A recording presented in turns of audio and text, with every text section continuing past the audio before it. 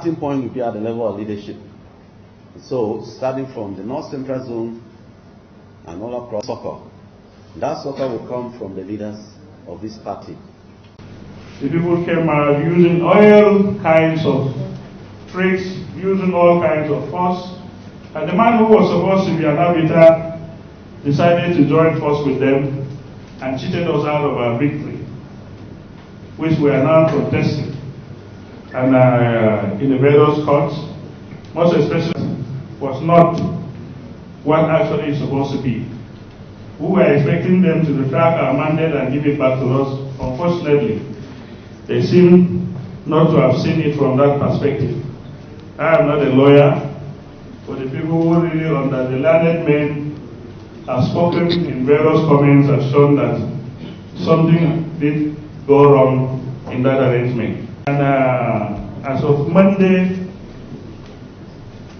our lawyers filed an appeal to the Supreme Court contesting the judgment of the appeal court. I will believe that a court that has men of character, men that are not afraid of anything, men that cannot be intimidated, that they will deliver the required judgment and give Nigerians back the mandate that they actually handed to PDP willingly. So we call on all party members to remain resolute. We call on our leaders to please continue to lend their voice against this reactionary government. The situation in the country has become so dire. It is very difficult now, and I believe that even if we close this meeting by now, it will be very difficult for somebody coming from Nasarawa to want to travel back. Not because he doesn't want to go, but simply because he cannot go. Because he doesn't know from here to in between Keking and Kwanga what will happen to him. Whether he will meet the real owners of the roads who would have taken possession of that place by that hour of the night when he gets there. So this kidnapping is a daily thing now. Even the Abuja that was so safe, as they said, has become equally a kidnapping ground. In the area where I used to lodge sometimes here in Zonsi, 2 children were kidnapped when they were returning from Islamia. You can imagine how it is. And in my small place in Jos there, it's a daily fight with kidnappers. They now go into homes, they pick your child, pick your daughter, and then you must call her up, and if you don't pay, well, you know what next will happen. This is what happened to my next door neighbor, who didn't sleep throughout that night. And we are going through that traumatic experience up to now. So we believe that the Supreme Court will hear the cries of Nigerians and do the needful by returning that mandate that is rightfully that of Atiku and PDP to him when they rule. We continue to have candidates, gubernatorial, National Assembly candidates, House of Assembly, who are in various tribunals trying to retract their mandate that was given to them but somehow was stolen by this referee who has been decided to take side with one of the contestants. It's most unfortunate that we have a referee that so much was expected from. He decided to mess up the entire thing. Democracy is as crossroads in Nigeria. And we, as actually the people who continue to promote democracy since 1999, we are not going to sit back. PDP is not going to take it lying down low. We will continue to fight through all legal means. We are not violent people. We are very legal people. We will fight through legal means and make sure that we give back to Nigeria what they deserve, a government that worries about them, a government that is concerned about their welfare. For one reason or the other couldn't be pronounced a winner. That we encourage them in any area where they think this thing can be won, they must keep on that pressure up to the last point. Specifically about the issue that worries us on so much now. That is the issue of Kogi State. And our leaders are here. They are going to give Kogi comes on board comes November 16, because I think the people of Kogi are fat enough. And I believe that every right-thinking Kogi person, every right-thinking Nigerian will never be allowed to be involved in any unholy conspiracy to ensure that this government that is in Kogi remains. Because as it is, Kogi people have rejected it. It is now the PDP that should do the needful to ensure that, yes, Kogi people get what they deserve. They are looking up to us. They are watching us very carefully. They have invested all their interests in PDP. So let us not disappoint Kogi people. And here I believe at the end of the day, we would have actually solved all the problems that have become bottlenecks in achieving unity and togetherness in Kogi as of now. Benue State. Now, for those who are outside Benue State, that may sound very light. It is important for me to say here the circumstances which the governor found himself and how the PDP Benue State provided the escape route. What we are talking about here, what the zonal chairman spoke about, we were in APC and we observed these tendencies that were increasing. Insecurity, the exclusive nature of which the majority of Nigerians were kept outside the mainstream of the country, and etc. It was at that stage that His Excellency the Governor, as a Democrat, knew that the things for which he stood for were challenged. His people were insecure and life was becoming more threatening by the day. Now, we got into PDP because the leaders of the PDP proved themselves to be leaders. It's important for this gathering to know that by the time we got into the PDP, 98% of the delegates that were going to do the nomination were members of the PDP, and the faith of the governor hung on their ability to remain united and stand above little interests. I want to use this opportunity to commend His Excellency Distinguished Senator Mark, the chairman of the party. They hold their hands together. Let me take us back a little bit. At Muson Center in Lagos, where the PDP was named, the party was pronounced as a party. I was there, so I know what I'm saying. The umbrella was adopted as a symbol, as a place where everyone can be contained. That was the reason why the umbrella was chosen, so that everyone will be shielded away from sunshine, from rainfall, from all the difficulties and challenges of life. That is why the umbrella was chosen as a symbol. Under that umbrella, there will be different tendencies, there will be challenges. But the true test of leadership will be the ability of the members under that umbrella to identify what the priorities are.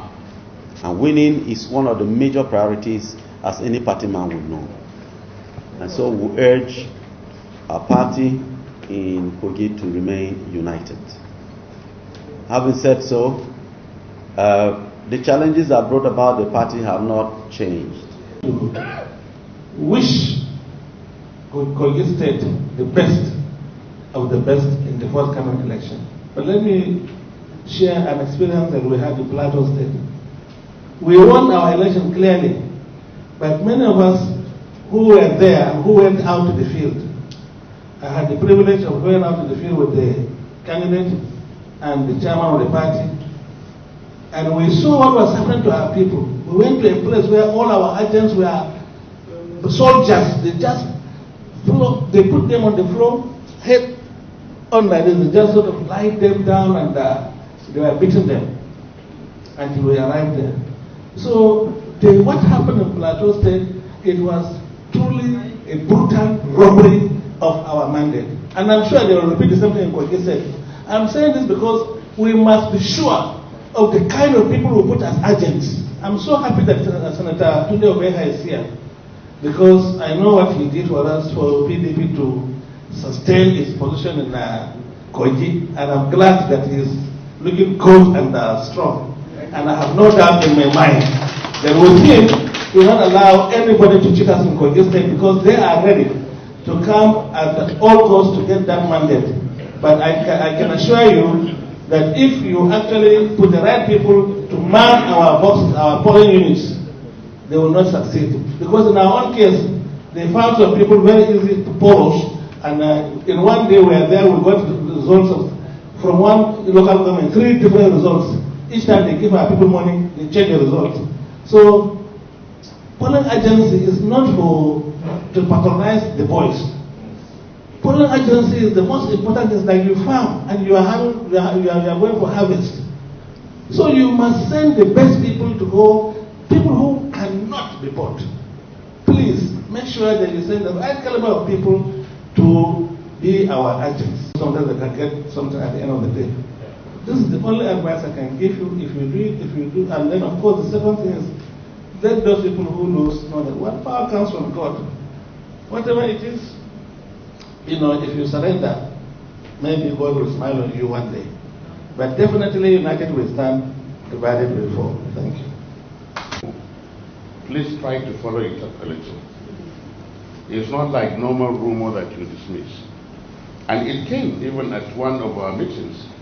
The national chairman told the BOT last meeting that many of our governors and key leaders are being intimidated to join the APC, where they will be clean. Now, in the investigation of the rumor, please tell anybody that if he goes to be clean, he will only be clean for 2.5 years or 3 years. Because 2023, he will become the dirtiest person in the world. Maybe you should amend that part.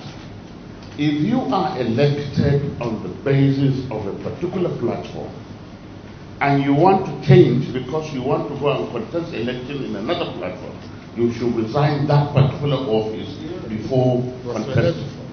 I think we need to amend that part of the Constitution to correct, because corruption is not just about stealing.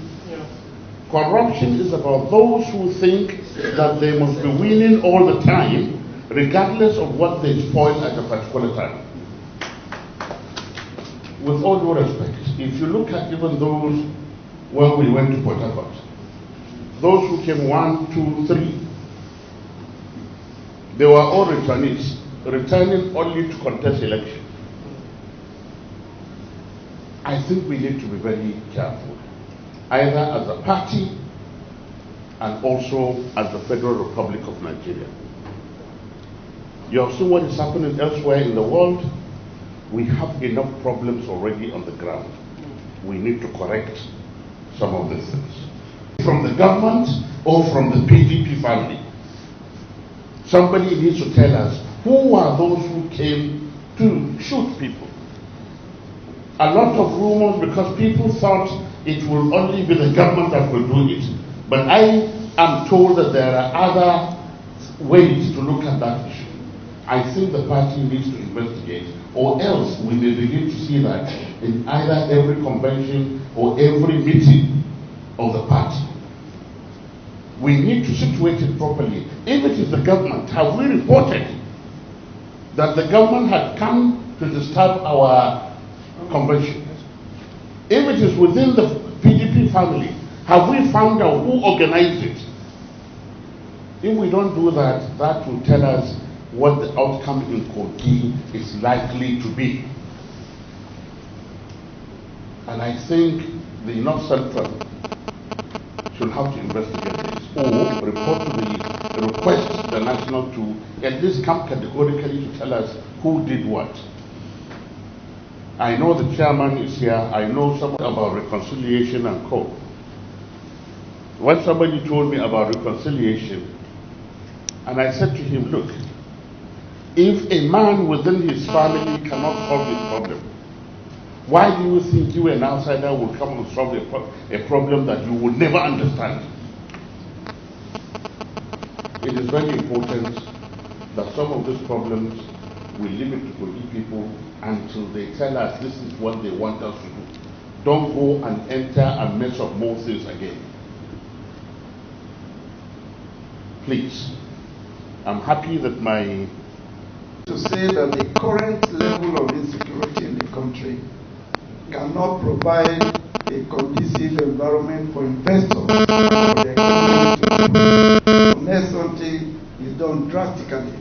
There is no magic and there is no amount of propaganda that will make the country develop the way we are now. I would restrict myself simply to that, and then when they leave us